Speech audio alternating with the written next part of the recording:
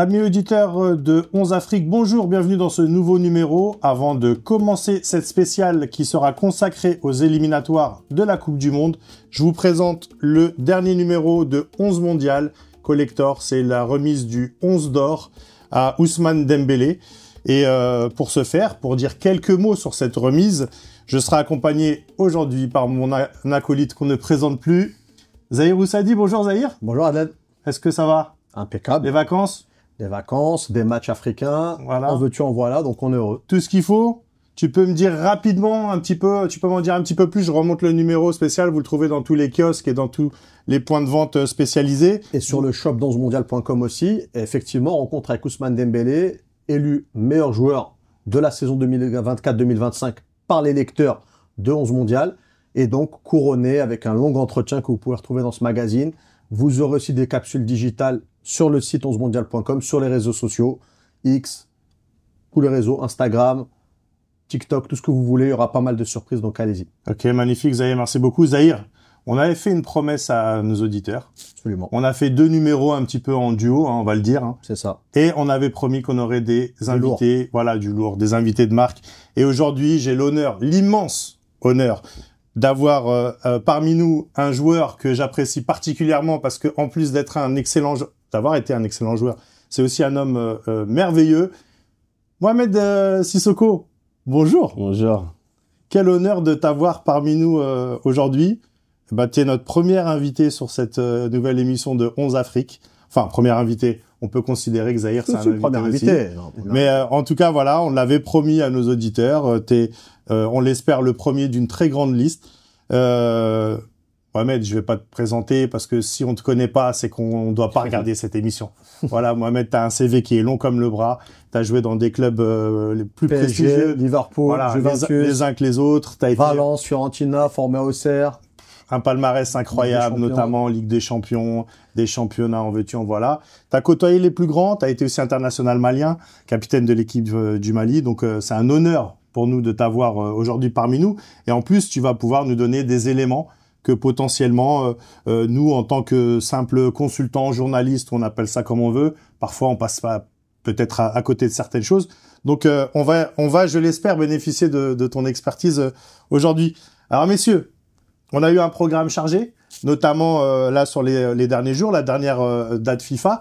On a eu ces 2 journées donc de qualification pour la Coupe du Monde, avec des nations qu'on attendait, d'autres qu'on attendait beaucoup moins. Et c'est de ça dont on va parler aujourd'hui. Zahir, est-ce que tu veux potentiellement commencer par une nation qui t'a marqué ou un fait marquant qui a fait l'actualité là sur les derniers matchs? Très simplement, pour moi, le fait marquant, c'est la qualification du Maroc.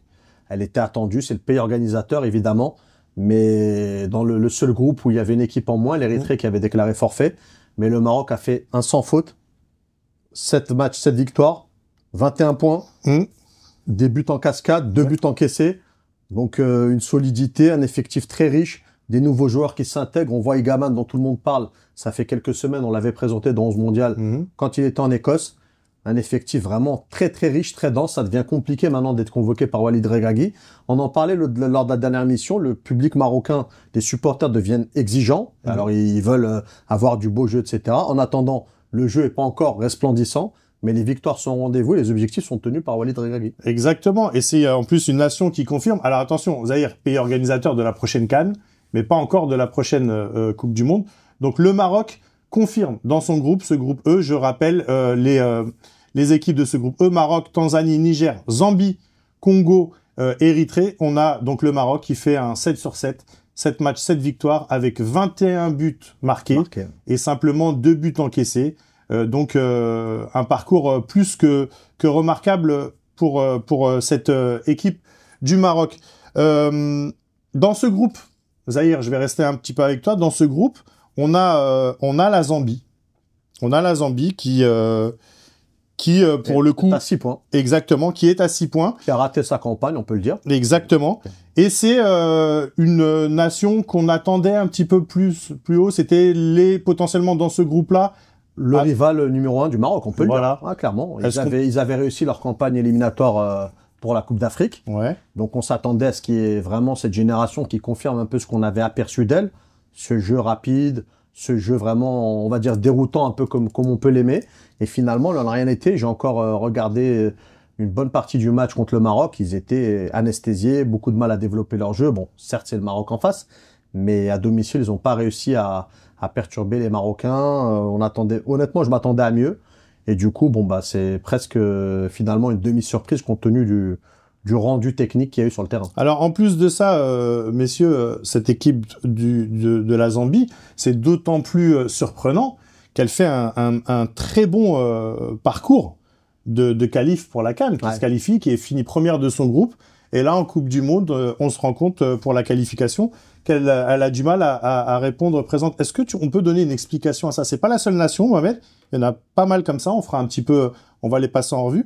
Mais comment on peut expliquer que sur deux éliminatoires comme ça aussi proches, en plus, parce que il y a un an d'intervalle. Voilà. Et puis les dates se croisent en plus. Hein. C'est que voilà, comment c'est possible d'avoir des nations comme ça qui sont très très performantes pour une qualif et un peu moins pour une autre? Je pense que ça se joue au mental. Je pense qu'il y a des nations qui prennent la qualification pour la Coupe d'Afrique avec beaucoup d'envie et moins pour la Coupe du Monde. L'expliquer, je ne saurais pas le dire, mais en tout cas, je trouve qu'il y a des équipes qui se sont relâchées clairement sur les qualifications pour la Coupe du Monde et sur les qualifications pour la Coupe d'Afrique. Ils font des bonnes épopées. Et ça souligne par leur qualification pour la prochaine Coupe d'Afrique au Maroc. Est-ce que Mohamed, c'est pas lié peut-être au fait que la CAN, il y a plus de candidats qui se qualifient africains. Là, on en a une dizaine pour la Coupe du Monde. Et de se dire, la CAN, on peut y arriver. La Coupe du Monde, nous, petite nation, entre guillemets, c'est impossible. Bah, je pense qu'ils partent défaitistes. Ils partent clairement défaitistes en se disant, bon, je préfère me concentrer justement sur la Coupe d'Afrique. C'est ça mon niveau que de prétendre justement aller en Coupe du Monde et revenir avec des valises et faire juste dire que j'ai fait une Coupe du Monde. Mais encore une fois, je pense que chaque nation joue avec ses qualités et joue avec son réel potentiel. D'accord. Donc on va faire quand même, je vais faire un petit peu rapidement, Zahir, après je te donnerai aussi la main là-dessus, mais les équipes qui ont confirmé, c'est-à-dire sur les deux qualifs, CAN et Coupe du Monde, pour le moment, qui sont premières des groupes. C'est les équipes arabes. Déjà. C'est le Maroc, l'Algérie et l'Égypte. La Tunisie n'a pas été première, mais elle s'est qualifiée pour la CAN. Et là, elle s'est qualifiée largement pour la Coupe du Monde. Donc ça, c'est vraiment les premières. Là. Le Sénégal, qui a affiché une maîtrise. Et plus globalement, il y a l'Afrique du Sud aussi qui répond au présent. Après, pour le reste, c'est assez inégal. Alors, assez inégal. Les nations, on va aussi les citer. On a des incompréhensions un peu totales. C'est ça aussi, c'est la magie du continent africain. On en parle, c'est un continent vraiment à part. Hein. C'est des choses improbables. Pour faire des pronostics, c'est très compliqué. Il y a des choses insolites qui se passent sur le continent. C'est un petit peu aussi pour ça qu'on aime beaucoup l'Afrique. Alors les nations, par contre, où on n'a pas compris. La CAN, le Ghana, complètement à côté de ces qualifs.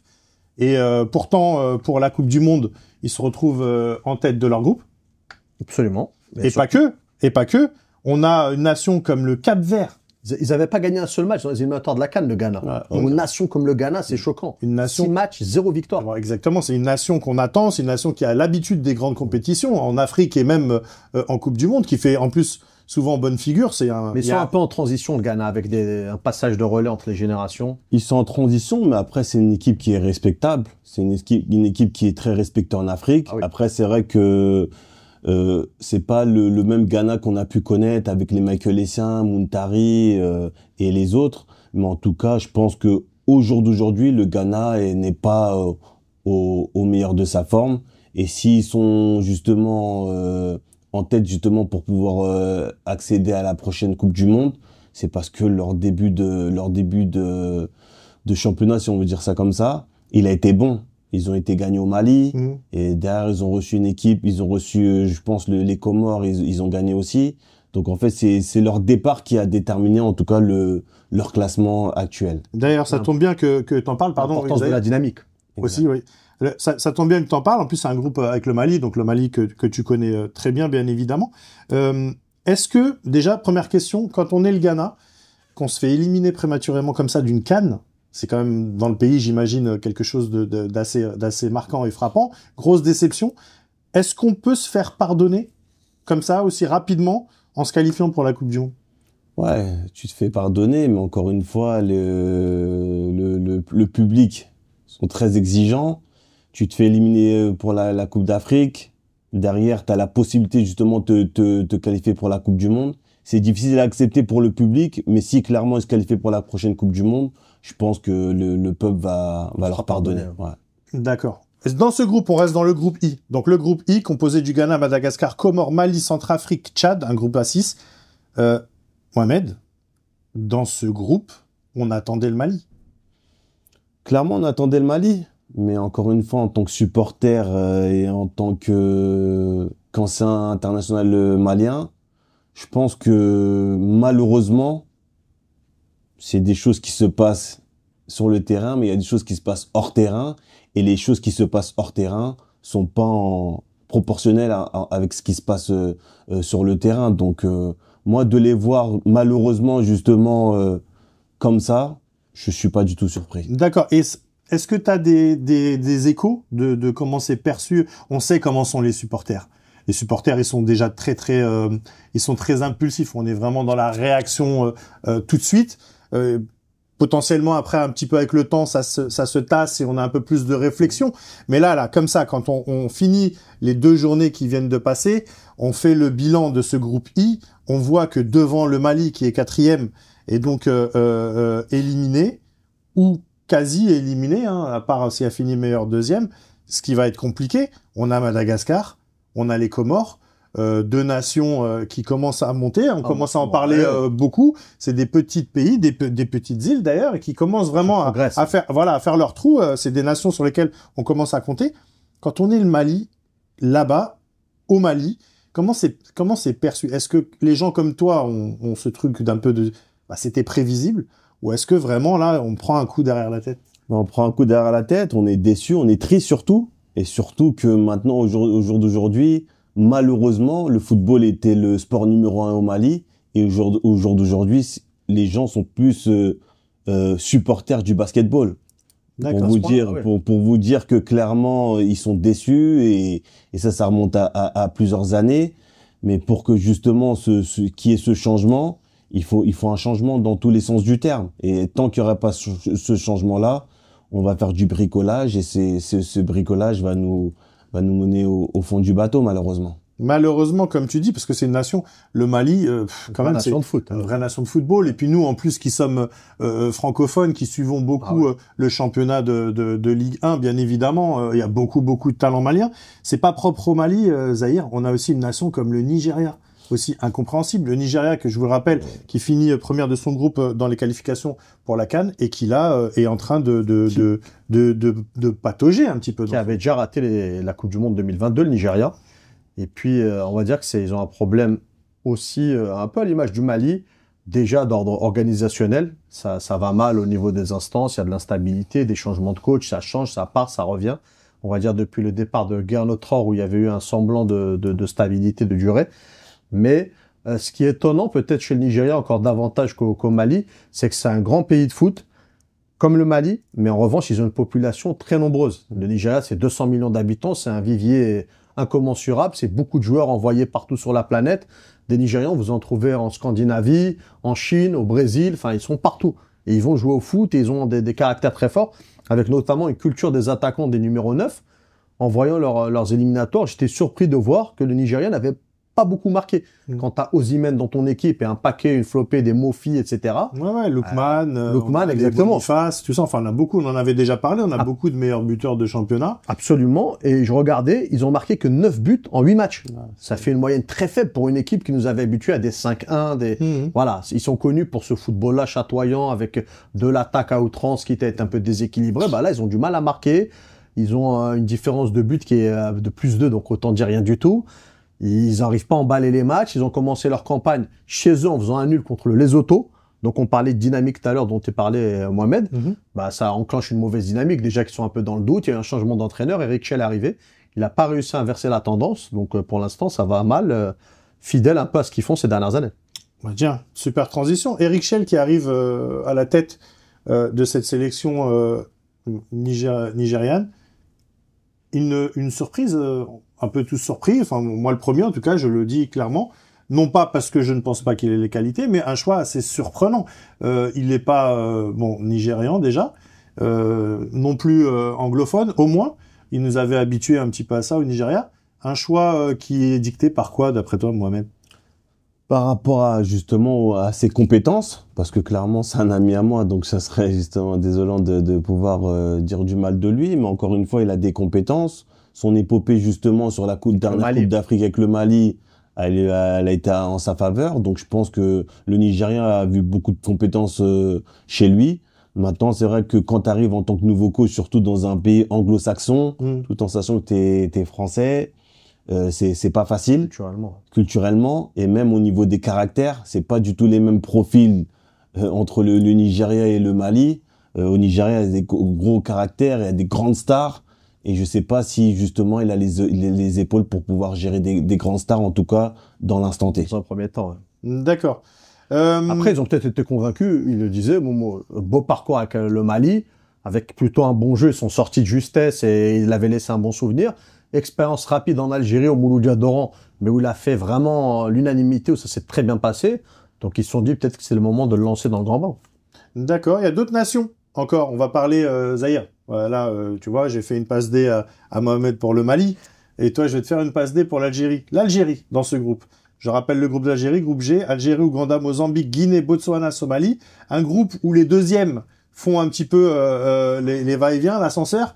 L'Algérie confirme. L'Algérie reste en tête de ce groupe, mais l'Algérie ne convainc pas. L'Algérie ne convainc pas en termes de contenu. Après, j'ai coutume de dire, moi, si vous connaissez beaucoup de sélections qui montrent des choses convaincantes en termes de style de jeu, etc., à part l'Espagne des années 2010 de Del Bosque, qui a vraiment surnagé, pour le reste, ou peut-être aller l'Allemagne de Joachim Löw, mais c'est très rare d'avoir une sélection où il y a un jeu chatoyant, et Didier Deschamps, et il gagne tout depuis 13 ans, il se fait démonter par les journalistes et par les supporters. Donc on a parlé de Walid Regragui tout à l'heure, résultat incroyable, demi-finale de Coupe du Monde, première sélection africaine à atteindre ce stade, il est critiqué comme rarement un sélectionneur a été critiqué. Donc on va dire que mathématiquement ils font le job, dans une poule peut-être pas la plus dure, mais certainement pas la plus facile, où elle est assez homogène, avec le Mozambique qui est un peu en progression, et l'Ouganda aussi, et la Guinée qui était le candidat normalement pour contrecarrer l'Algérie et qui a pas vraiment tenu ses promesses. Pareil, changement d'entraîneur, Kaba Diawara qui part. Après, ils ont des bons résultats, ils ont plutôt une solidité, ils marquent des buts, mais oui, ça convainc pas en termes de jeu, ils veulent la tête de Petkovic.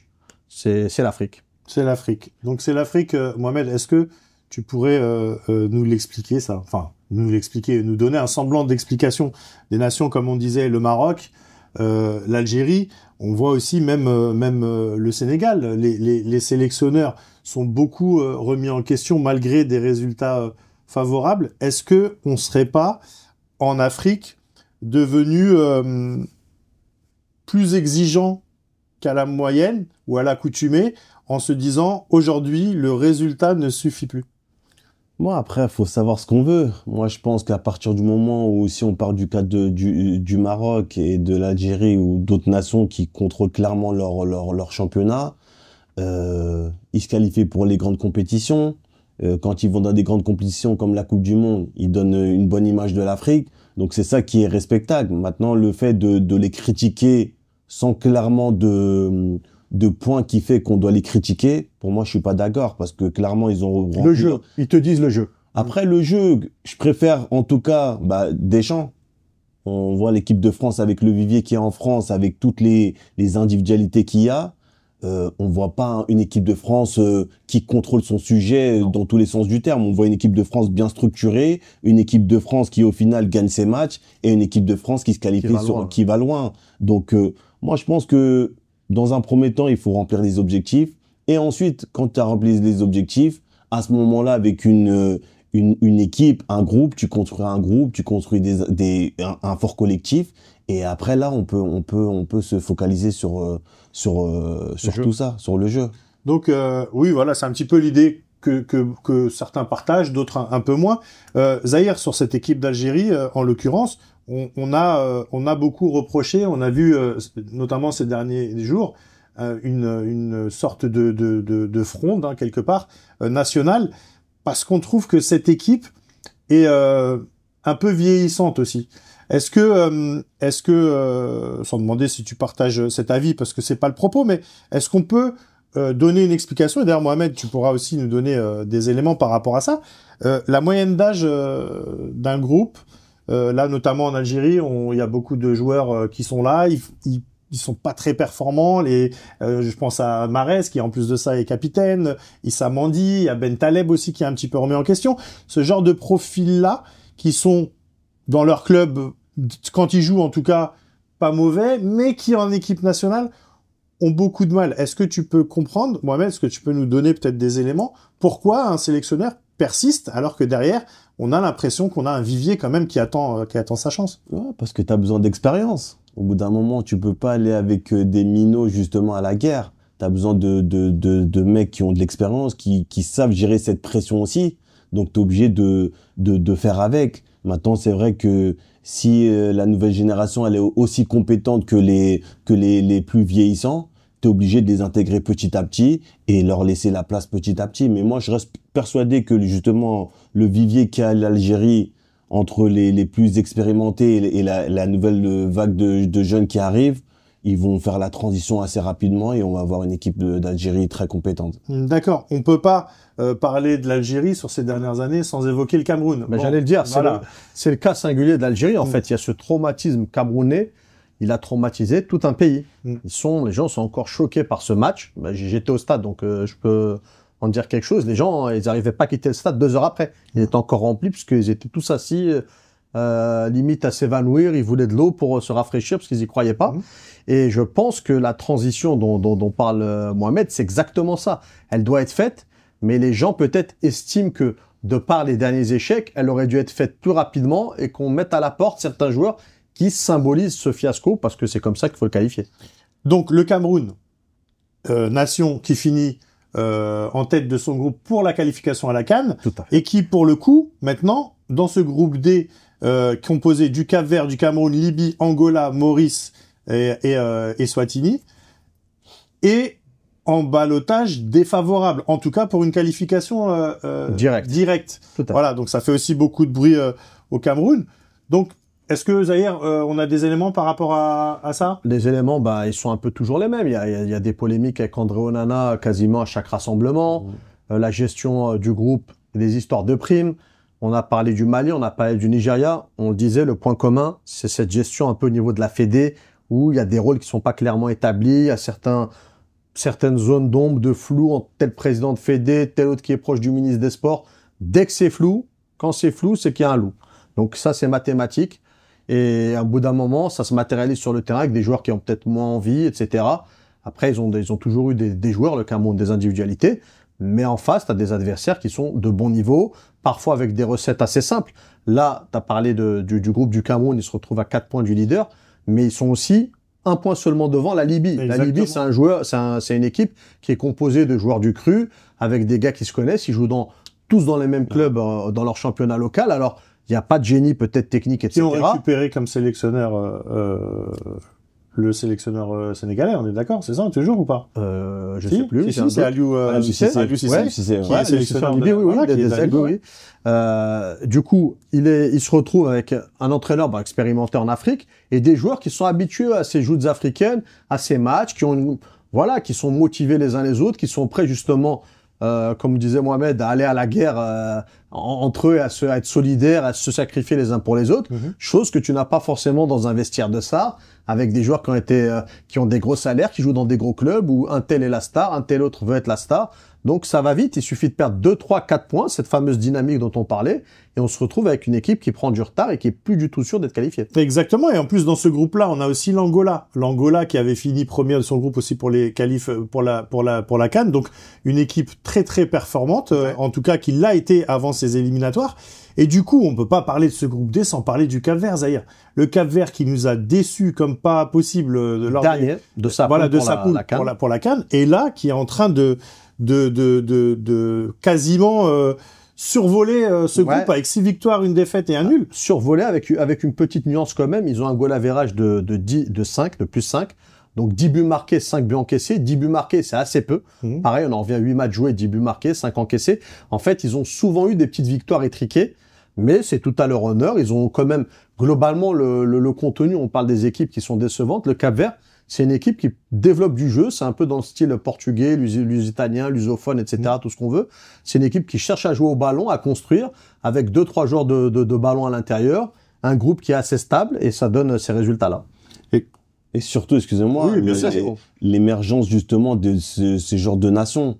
Si on parle de ces nations-là, il y a peut-être 5-6 ans, personne n'en parlait. Ah oui. Ça veut dire que justement leur fédération, ça veut dire que structuré. toute l'infrastructure qu'ils ont mis autour de justement de leur équipe montre ce qu'ils sont capables de faire actuellement. T'as un petit pays qui travaille, qui structure un peu son football, il monte là. T'as les grandes équipes qui travaillent moins, qui ont des conflits, descendent là, et puis après, ils sont plus très loin, sur le terrain, un peu de motivation, un peu de trucs. Les taux sont... Et c'est vrai, parce que c'est pas propre au Cap-Vert. On parlait de Madagascar, on parlait des Comores.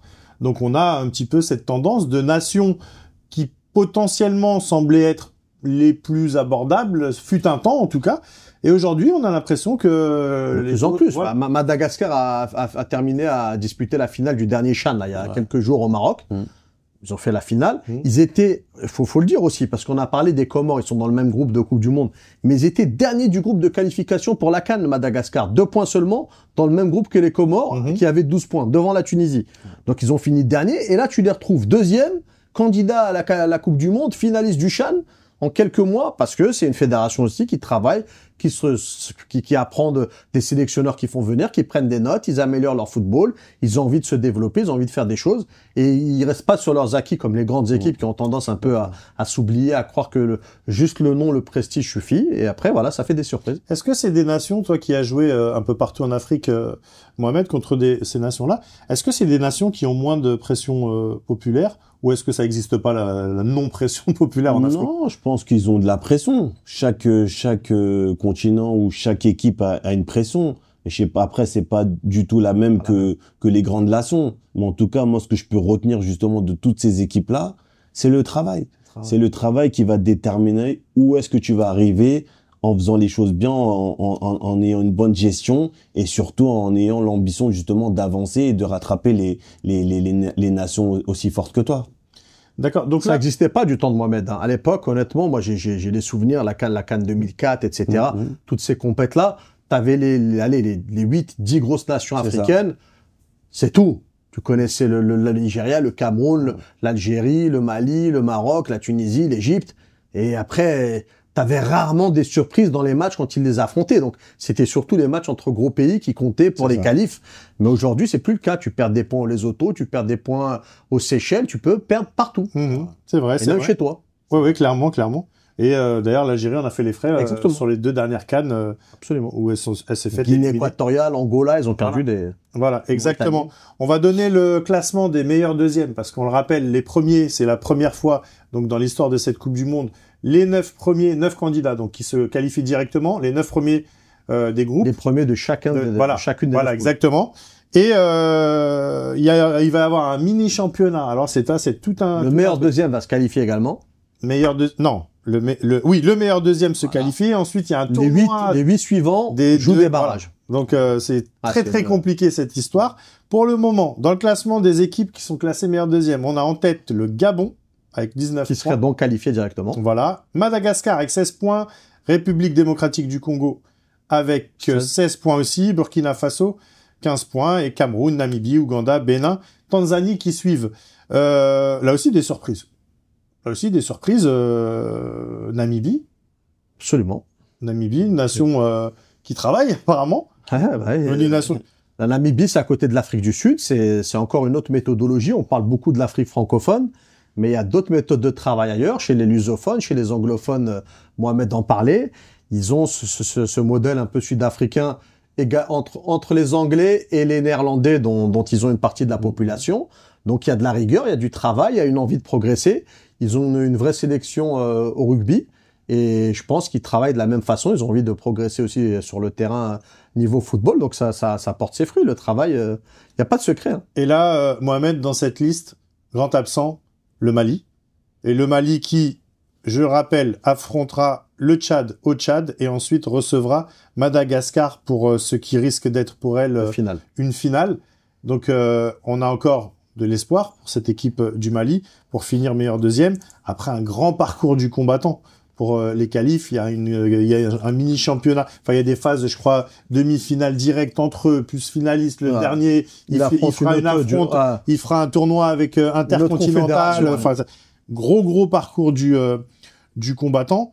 Mohamed, des espoirs quand même un petit peu pour cette sélection. T'es obligé d'avoir de l'espoir. Maintenant, voilà, moi je pense que c'est pas possible d'être dans ces situations-là, parce qu'au bout d'un moment, on est le Mali, on a un vivier qui est plus qu'extraordinaire. Ah ouais. On a nos jeunes, ça émerge, mais après au niveau des A, ça stagne.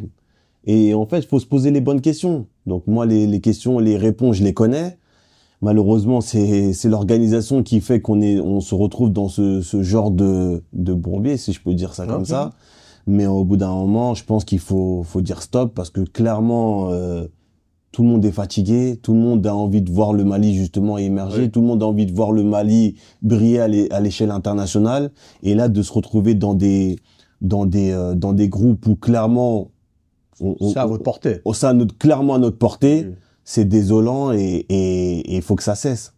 Moi, tu sais, le Mali, Adlan, si je peux rajouter un point, bien sûr, ils me font penser au Sénégal. C'est-à-dire, ils ont exactement les mêmes recettes que le Sénégal. Ouais. Des académies fortes, ils forment beaucoup de joueurs. Ils les envoient énormément en France, en Ligue 1, en Ligue 2 et un peu partout en Europe. Ils ont beaucoup de joueurs qui jouent dans des grands clubs. Ils ont des championnats qui sont ce qu'ils sont par rapport au reste du niveau africain, mais où ils lancent toujours des jeunes, etc. Et des équipes et des sélections de jeunes très fortes dans toutes les catégories. Ils ont exactement le même fonctionnement que le Sénégal, les mêmes résultats, sauf au niveau de l'équipe A, où il y a un blocage. On se demande ce que c'est. Bon, Mohamed a donné quelques explications. Et est-ce que ce ras-le-bol un petit peu dont parle Mohamed, cette incompréhension, parce que nous aussi on comprend pas clairement que c'est pas propre au Mali, justement, c'est ça que je voulais te demander, Zahir. On a une espèce de ce discours-là où on a l'impression que, justement, je le disais tout à l'heure, en Afrique, on n'arrive plus trop à se contenter de certaines choses, encore moins quand les résultats ne suivent pas, mais même pour des nations qui réussissent, on devient exigeant. Il y a une espèce de ras-le-bol général pour avoir fait une espèce de revue de presse un peu africaine, ce qui peut se dire des grandes ou les dites grandes sélections du continent. C'est de plus en plus rare de trouver entière satisfaction, même pour des nations comme l'Égypte, et je dirais même pour des nations comme l'Afrique du Sud, qui sont quand même qui ont être satisfaites, et puis qui sont vraiment dans la continuité en plus.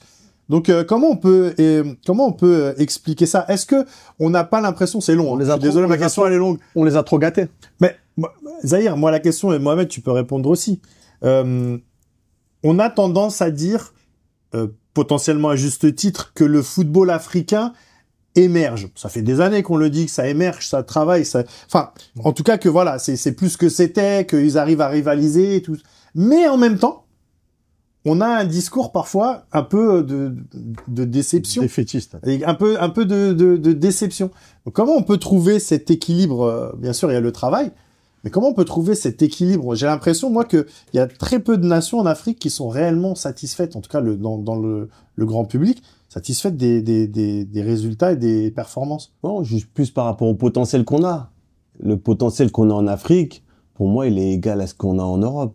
Donc c'est pour ça qu'en fait, en tant que supporter, on n'a rien à envier à une équipe européenne, mais en fait, c'est dans l'organigramme, dans ce qu'on va mettre en place, et les objectifs qu'on va se fixer, où est-ce on doit aller sur la durée.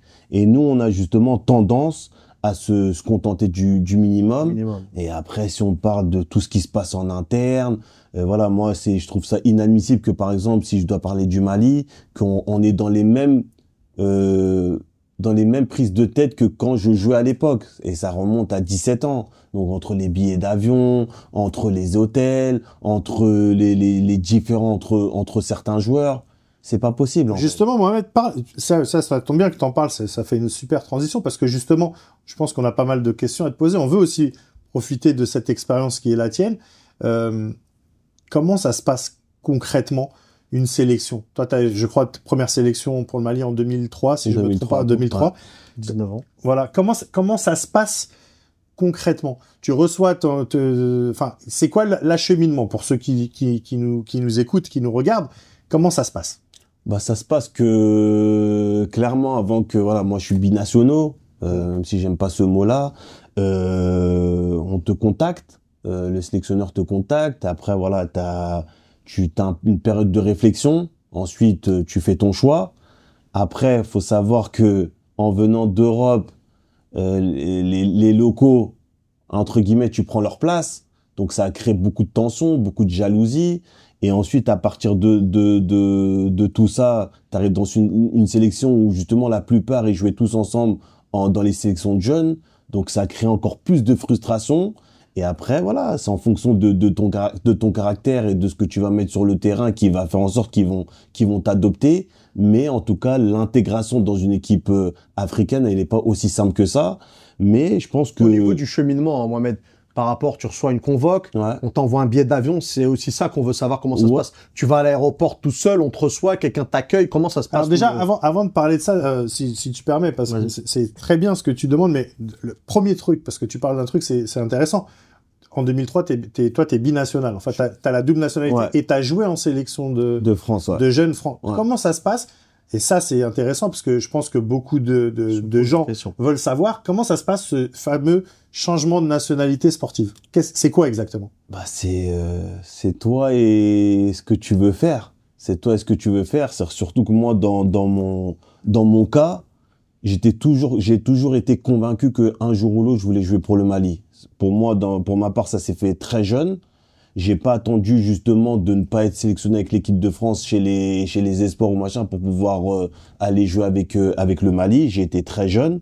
Ça se passe que voilà, c'est une période de réflexion. C'est un choix fort aussi, mais il faut pas attendre justement de se faire recaler avec une des nations pour pouvoir prendre une autre nation en backup, en roue de secours. Est-ce qu'il y a des pressions parfois pour pas choisir le pays d'origine? Il y a beaucoup de pression. Il y a beaucoup de pression de la France, ou il y a beaucoup de pression de ton pays d'origine et aussi des clubs. Mais encore une fois, c'est ton choix qui va déterminer le choix que tu vas faire au final, quoi. Après, à ton époque, toi, quand tu décides de jouer pour le Mali, c'est quoi? C'est-à-dire que toi, tu as des démarches à faire, ou est-ce que c'est la Fédé qui s'occupe de tout? Non, c'est la Fédé qui s'occupe de tout. C'est la Fédé qui te font ton passeport en 24 heures. C'est la Fédé qui t'invite justement au Mali pour pouvoir voir les infrastructures, qui invite toute ta famille. Et surtout, moi, dans mon choix, c'est le peuple qui a fait que justement j'opte vite pour le Mali, parce que ce que j'ai ressenti au Mali, je l'ai jamais senti autre part. En plus, à l'époque 2003, attends, arrête-moi si je me trompe, mais grosse équipe. Ouais, c'est équipe. Et à ton poste, waouh. Ouais, c'est Mamadou Diarra, c'est Douketa, Koulibaly. C'est clairement une grosse équipe. Grosse équipe, gros potentiel. Et Momo, une autre question que beaucoup se posent. Est-ce que tu aurais fait la même carrière si tu étais resté avec l'équipe de France? Beaucoup disent oui, mais ils choisissent par exemple la France, l'Allemagne ou l'Espagne parce que ça permet de faire une meilleure carrière. Est-ce que c'est vrai? Est-ce que dans ton cas, tu le penses aussi? Dans mon cas, non, parce qu'au final, j'ai opté pour le Mali très tôt et j'ai joué dans les plus gros championnats et j'ai joué dans les plus grosses équipes et j'ai gagné des titres. Donc maintenant, c'est vrai qu'au niveau de la visibilité, elle est pas, à mon époque, en tout cas, elle n'était pas aussi importante que maintenant. Mais au jour d'aujourd'hui, quand t'es international marocain, algérien ou sénégalais, t'es considéré. T'es considéré justement aux yeux du grand public. Surtout maintenant, en plus, tu peux nous en parler parce que maintenant, reconversion professionnelle, tu t'occupes de certains joueurs, donc t'es passé un petit peu de l'autre côté, toi, en termes de métier. Avant, t'étais sur le terrain, maintenant t'es en dehors des terrains. Tu encadres des joueurs, t'as affaire maintenant à des directions, à des administrations. Donc c'est bien ce côté aussi d'avoir voilà exactement, d'avoir ce ressenti-là. J'ai coupé la question tout à l'heure de Zahir, donc excuse-moi, mais quand donc tu choisis donc le Mali, on t'envoie un billet d'avion, on te fait quoi? C'est comment la logistique, comment ça se passe exactement? La logistique, des fois, il y a beaucoup de surprises. Il y a de l'imprévu. Il y a de l'imprévu, on va dire. En Afrique, c'est le charme de l'Afrique. Tu sais qu'en disant, on t'envoie un billet d'avion, ça m'a fait un peu tilt aussi. Je me suis dit, on t'envoie, bon, bref, il y a un billet d'avion en jeu. Mais après, c'est pas aussi coordonné qu'en équipe de France ou dans des nations européennes. Mais maintenant, clairement, entre mon époque et maintenant, ça a beaucoup évolué, ça va largement mieux. Maintenant, aujourd'hui, électronique. les petits, clairement, ils sont pris entre deux, ils sont bien pris, c'est-à-dire que ils arrivent dans des bons hôtels, ils arrivent dans des très bonnes conditions. Il y a des avions qui sont affrétés aussi. Donc en fait, ils ont rien pour pouvoir se plaindre, clairement. Tout est mis en place pour que tout se passe bien.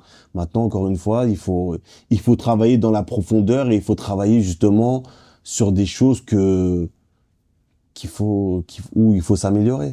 En regroupement, tout à l'heure tu parlais, c'est compliqué parfois quand t'es joueur comme ça qui vient considéré comme un joueur qui vient de l'étranger. Tu parlais tout à l'heure l'acceptation des locaux par rapport aux binationaux. Est-ce que il y a des clans dans les sélections? Et attention, quand je parle de clans, c'est pas forcément péjoratif. Hein. C'est un clan, ça peut être des groupes de personnes qui ont plus d'affinités. Alors, est-ce qu'on est dans ce cas de figure-là où il y a des clans ou est-ce que vraiment non, pas plus que ça, on va dire? Non, c'est les affinités. Il y en a qui ont plus d'affinités avec les uns que les autres, mais encore une fois, en fait, ça va dépendre de comment tu t'intègres au groupe. Si tu viens avec un statut de grande star et tu calcules pas les gens, c'est sûr qu'ils vont pas t'intégrer au groupe. Mais si tu arrives avec beaucoup d'humilité et que justement tu fais comprendre à tes coéquipiers qu'on est ensemble justement pour pouvoir rendre fier le peuple et avancer dans nos démarches, là clairement tout le monde s'y retrouve. Donc, en tout cas non, pour moi je pense que c'est les affinités et pour moi les clans il y en a pas dans un groupe. D'accord. Zahir, des questions pour notre ami Mohamed? D'autres questions? Il nous a bien éclairé sur ça. Non, après moi, j'ai une question sur qu'est-ce qu'il pense de l'évolution du football africain en général. On dit souvent qu'il a progressé. Moi, je trouve qu'il a progressé par le bas, c'est-à-dire que il y a vraiment, c'est un cliché, mais il y a plus de petites sélections. Tout le monde est devenu assez fort, assez bien regroupé tactiquement. Il y a de la vidéo, il y a des choses qui sont mises en place. Mais peut-être qu'on a atteint un petit plafond de verre au niveau des grandes équipes, notamment en termes de fantaisie, de créativité. Qu'est-ce qu'il en pense? Je suis tout à fait d'accord avec toi, parce que c'est vrai qu'avant, la particularité justement de l'Afrique, c'était la fantaisie. On voyait des Babangida, on voyait JJ Okocha, on voyait des Seydou Keita, on voyait clairement des artistes. On voyait clairement, les gens ils payaient pour aller voir Zidane. Et ben nous en Afrique, on avait justement nos joueurs qu'on était prêts à payer justement pour pouvoir aller les voir jouer parce que ils te sortaient des gestes techniques ou des actions qui sortaient de l'ordinaire. Donc c'est vrai que ça s'est perdu. Mais après, je pense que ce qui caractérise tout ça, c'est que il y a beaucoup d'entraîneurs européens qui sont arrivés justement dans des académies. Et je pense qu'au jour d'aujourd'hui, le joueur africain est trop formaté. Commence en tout cas à être trop formaté par rapport à ce qu'il est capable de faire dans sa fantaisie et dans ce qu'il est capable de faire à titre individuel.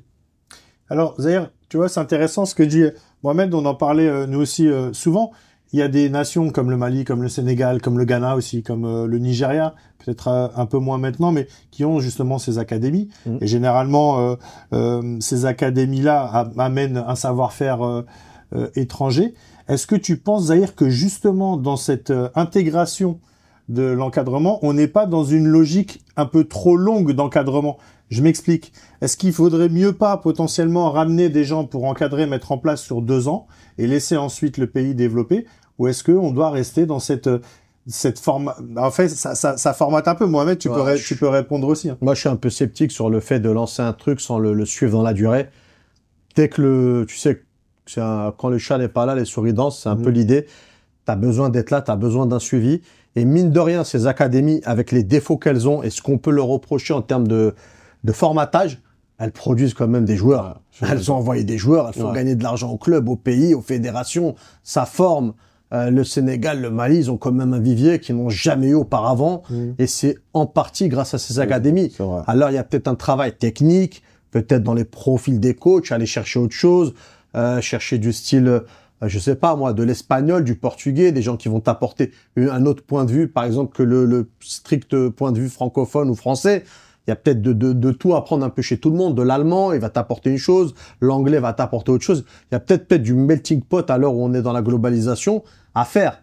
Mais dire que les laisser un peu comme ça se développer, j'y crois pas. Moi, je pense pas aussi. Je pense pas aussi. Je pense qu'il faut justement prendre un peu de partout et justement prendre de la discipline, parce que c'est la discipline qui détermine les choses en Afrique, la discipline de l'Europe et faire. En fait, moi, je pense qu'il faut prendre des entraîneurs étrangers, mais toujours garder justement ce point fort de l'Afrique qui fait que on peut mixer les choses pour en développer un joueur avec de la discipline, de la technique, du physique et tout ce qui va avec. En fait, c'est pas incompatible. On a tendance à faire des raccourcis. C'est comme quand on en parle souvent en France, le joueur puissant ou je sais pas quoi. On a fait un cliché avec pendant 20 ans, on a recruté que des joueurs puissants qui font 1m90. Mais d'une part, tu peux recruter un joueur d'1m91. Mohamed, il fait 1m91, mais c'est un joueur technique, box-to-box, qui sait jouer au ballon, qui sait marquer des buts. Premièrement, tu peux aller chercher Lassana Diarra, N'Golo Kanté, ils sont comme ça, mais c'est des joueurs de fou, avec un volume de fou, Enfin, on rentre dans des discussions. Pourquoi toujours chercher le contraire? Tu peux prendre des grands techniques, tu peux prendre des petits puissants et physiques, enfin... Pourquoi toujours entrer dans si je prends un mec puissant, il faut que je perde la technique? Non, j'ai envie de tout avoir. J'ai envie d'avoir un milieu technique, puissant, rapide, qui marque des buts. Visons l'excellence. C'est ça. Par rapport à ce formatage dont on parle aussi en académie, c'est pour ça que je vous posais la question. Est-ce que, au final, quand on regarde les résultats dont on a parlé depuis tout à l'heure sur certaines nations, notamment pour certaines nations, les résultats ne suivent même pas. Pour d'autres, on a les résultats mais pas le contenu. Est-ce que finalement, sur certaines nations qui travaillent aussi avec des académies en ramenant des coachs étrangers, est-ce que finalement les joueurs qui forment profiteraient pas plus aux clubs européens qu'à l'Afrique? Au moins dans le jeu. Moi, je pense qu'ils profitent aux deux. Ouais. En tout cas, dans un début, ils profitent à l'Afrique. Ensuite, en fonction de leur réel niveau, ils vont profiter aux équipes européennes. Voilà. Donc moi, je pense que c'est gagnant-gagnant. C'est gagnant-gagnant pour tout le monde au final, parce qu'au final, ça a créé de l'emploi. Au final, ça a créé que justement, il y a beaucoup d'argent qui rentre dans les académies, ce qui peut justement donner des opportunités aux autres académies, aux autres joueurs. Donc je pense que tout le monde s'y retrouve et tout le monde est gagnant au final. C'est un cercle vertueux. Honnêtement, il faut juste être plus exigeant après dans la qualité technique des joueurs, viser plus de choses. Mais les fédés, elles s'en frottent les mains, elles récupèrent plein de joueurs. Les clubs, ils récupèrent aussi des bons joueurs bien préparés. Enfin, tout le monde est heureux. Hein. Tu vois les clubs, les FC Metz, etc., qui récupèrent des joueurs de Génération Foot, comment ils arrivent à les vendre. Je pense que tout le monde est content. Génération Foot est content, Metz est content. Les clubs qui les achètent en Angleterre, ils sont contents. Honnêtement, tout le monde s'y retrouve. Ouais. Là, on parle des joueurs. Maintenant, les entraîneurs. On a eu à un moment donné la hype des joueurs, des entraîneurs, pardon, à défaut d'être locaux, au moins de la même nationalité que la nation qu'ils entraînent. On dirait que cette hype est en déclin. Alors il y en a certains qui ont performé, comme Eric Chell, comme Aliou Cissé, qui est au départ Eric Chell avec le Mali en étant malien, Aliou Cissé avec le Sénégal en étant sénégalais, Belmadi avec l'Algérie. Aujourd'hui, pourquoi je prends Eric et Aliou? Parce que aujourd'hui, ils font profiter de leur savoir-faire, mais en dehors de leur nation. Aujourd'hui, est-ce qu'on a un réel vivier d'entraîneurs? Parce qu'on a eu, pourquoi je pose la question, Mohamed? Parce que on a eu cet espoir à un moment donné, ces portes un peu qui ont été un peu bousculées. Hein. Il y a la hiérarchie qui a été un petit peu bousculée par Jamel Belmadi, par Aliou Cissé, qui ont performé avec leur nation. On s'est dit, tiens, il y a une hype qui arrive là. On a eu Eric qui a enchaîné avec le Mali, on a Regragui qui a pris le Maroc. On avait la Tunisie qui avait pour habitude aussi beaucoup de prendre des Tunisiens. Et là, on a l'impression que c'est un petit peu en déclin. Est-ce qu'on serait pas à court de renouveau, de talent sur le banc? Non, je pense pas qu'on est en déclin, parce que quand tu regardes les grandes nations, il reste quand même des entraîneurs justement africaines. Pape Thiaw, il arrive avec le Sénégal, il fait un boulot extraordinaire. Il est dans la continuité de ce que Aliou Cissé a mis en place. Donc après, avec le Mali, c'est vrai que bon, on essaie de trouver le bon compromis. Mais moi, je pense que le plus important, c'est d'avoir un entraîneur qui va justement retransmettre les valeurs de ce qui représente le pays où ils vont évoluer. Et je pense que la compétence que les entraîneurs en Afrique ont, elle est tout aussi importante qu'un entraîneur européen. Est-ce qu'on s'est décomplexé par rapport à ça, Zahir? J'ai du mal à le croire, moi. Je pense que ce que tu as cité tout à l'heure, les personnes que tu as citées, elles se sont retrouvées sur ces bancs-là sur des concours de circonstances. Belmadi, il est arrivé un peu par hasard. Walid Regragui remplace Vahid Halilhodžić quelques mois avant la Coupe du Monde. Il n'était pas prévu, programmé du tout pour ça. Aliou Cissé, c'était limite un intérim qui devait pas durer. Il s'est retrouvé à avoir des bons résultats. Rigobert Song, pareil. Mais globalement, moi, je pense que c'est des gens qui ont fait de très bonnes choses. Et là où je rejoins Mohamed, c'est qu'ils avaient cette grinta, cet amour de la nation, d'avoir envie de transmettre quelque chose, de retranscrire quelque chose. Quand on les voyait sur le banc, quand on les voyait dans les causeries, en fait, ils dégagent quelque chose qu'un entraîneur européen ne peut pas transmettre aux joueurs africains. C'est impossible. C'est juste impossible parce que ils ont vécu ces matchs-là, ils ont cette expérience-là des vestiaires, ils savent la particularité, les attentes du grand public. Donc, ils avaient un truc en plus. Après, dans la durée, tout coach a des difficultés dans la durée. Vous en connaissez combien qui durent plus de 3, 4, 5 ans? Le temps de vie d'un coach maintenant, c'est 2 ans, même pas 2 ans dans les grands clubs européens. Donc, à part Guardiola ou 2, 3 exceptions. Voire une semaine. Voire une semaine parfois, voilà. Et en Afrique, parfois, il vient, il entraîne vite, il repart. Donc voilà, mais globalement, voilà, l'instabilité, elle est honnêtement sur le banc. On peut pas parler et critiquer l'Afrique. On dit des choses quand ça va moins bien en Afrique. Mais en termes de banc, de stabilité, c'est un fonctionnement du foot qui veut qu'il y a toujours de l'incertitude. Mohamed, quand on est international malien et international en général, qu'on est dans un pays qui est concerné par la binationalité, qu'on a des talents émergents qui n'ont pas encore rejoint les troupes, est-ce que on peut avoir un rôle fédérateur par rapport à ça? Est-ce que Mohamed Sissoko, l'international malien, a déjà parlé à des joueurs qui ou hésitaient ou n'étaient pas dans les plans et ont fini par jouer voilà, tu peux fédérer, tu peux justement en tout cas donner ton expérience. Après, moi dans mon cas, j'ai jamais forcé un joueur à venir. Je pense que c'est toi et ton choix et surtout ce que ton cœur va te dire. Il y a des joueurs peut-être qui pensent que c'est pas le bon moment. Il y a beaucoup aussi malheureusement beaucoup d'opportunistes. Mais au bout d'un moment, je pense que à partir du moment où une sélection elle est bien structurée et qu'il y a les résultats et qu'on voit qu'il y a beaucoup de joueurs qui émergent, il faut y aller et aller donner un coup de main et se dire que voilà, nous à travers ce que nous le choix qu'on a fait, ça peut peut-être justement aussi donner l'opportunité à un petit qui hésite de rejoindre une équipe nationale africaine. Et si tu étais président de fédération, Mohamed, est-ce que tu prendrais un joueur qui attend, par exemple, 5 ans, il joue des matchs amicaux dans une sélection et tu le ferais venir? Non, jamais de la vie. Non, parce qu'au final, ça sera un choix par défaut. Et je pense que les choix par défaut, quand tu pars sur ce truc-là, tu viens pas avec la même détermination que quand tu décides justement d'aller te battre pour la patrie, en fait. C'est intéressant, Mohamed, parce que ça fait déjà 1 heure, on pourrait parler pendant 5 heures. Ouais, non, parce que pourquoi je dis ça? Alors, est-ce que tu vas me dire, tiens, Zahir, ce que t'en penses? Est-ce que c'est du politiquement correct, du populisme ou pas? Le sélectionneur du Cameroun. Sélectionneur du Cameroun, qui n'a pas toujours été toute sa vie sélectionneur du Cameroun, qui n'est lui-même pas camerounais, donc qui a été lui aussi un peu, on appelle ça comme on veut, un voyageur, un mercenaire, un sorcier blanc, on appelle ça comme on veut. Grosse déclaration sur quand on lui pose la question pour Ekitike, qui dit j'ai pas besoin, voilà, il hésite, patati patata. Je parle de ce cas particulier. Lui, quand un entraîneur comme ça, lui par exemple, j'aimerais ton avis.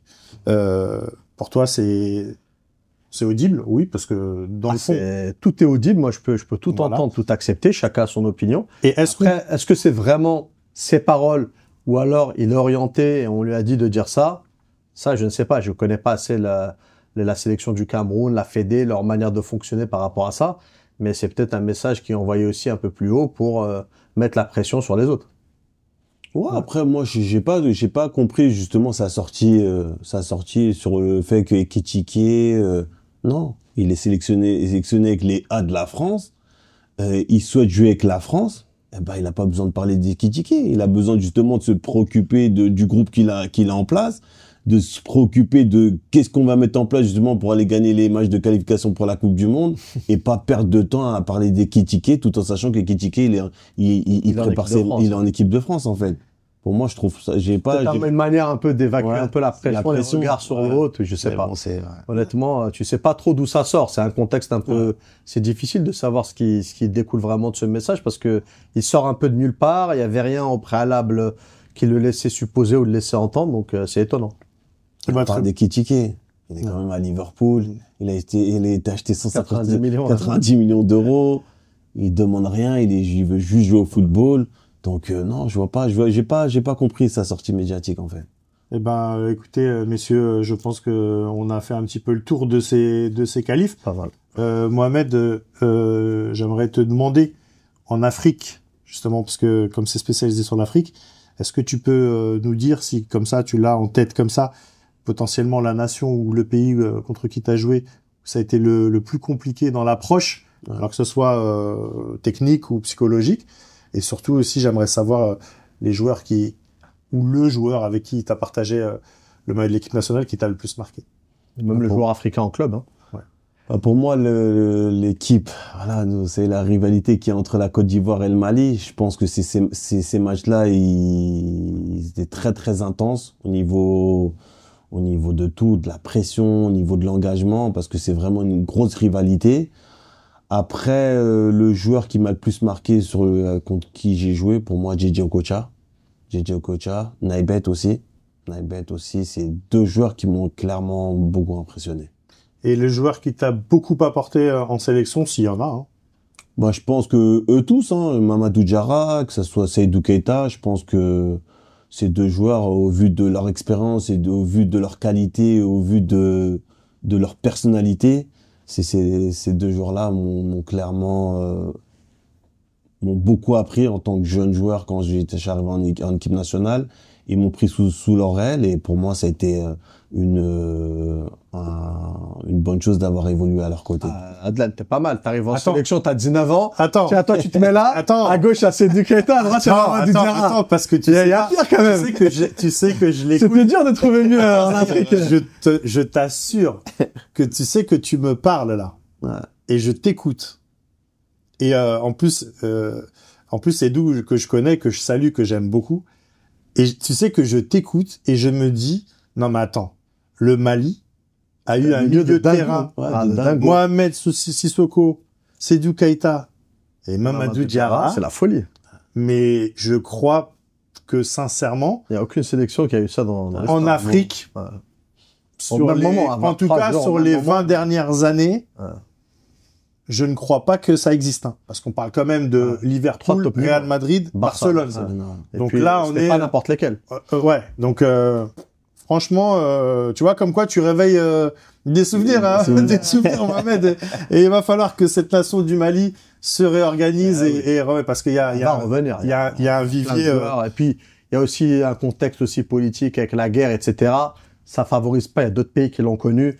Quand tu joues au foot et que tu as des gens de ta famille qui peuvent se battre ou se faire agresser, etc., c'est difficile. On est d'accord. C'est vrai qu'on n'a pas parlé de tous ces pour problèmes eux, bien sûr. Qui peut y avoir aussi. On est resté très terrain, mais... Oui, dans certaines nations, d'ailleurs, qui ne peuvent même pas recevoir, qui sont obligés de délocaliser les matchs. Messieurs, je vous remercie. Franchement, j'ai passé un super moment. Je rappelle le dernier numéro de 11 mondial que vous pouvez trouver dans tous les kiosques et en ligne aussi.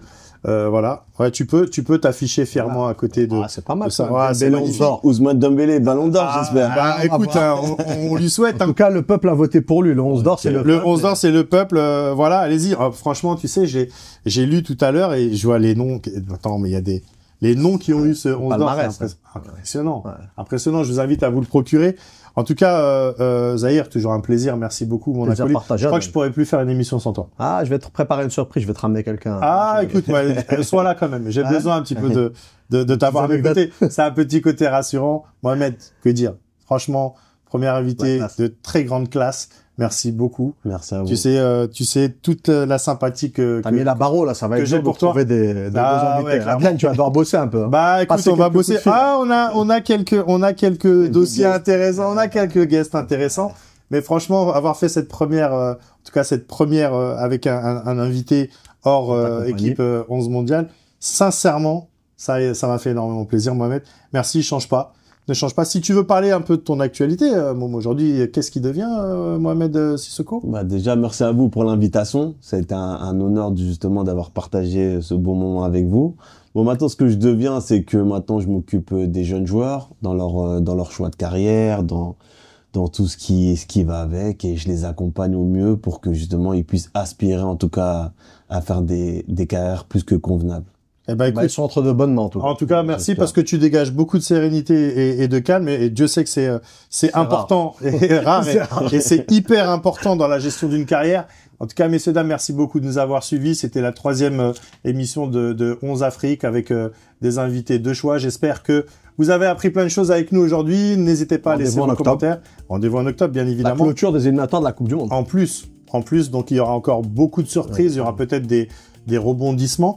Voilà, donc merci, à très bientôt et on vous souhaite bien évidemment une super rentrée à tous. Salut!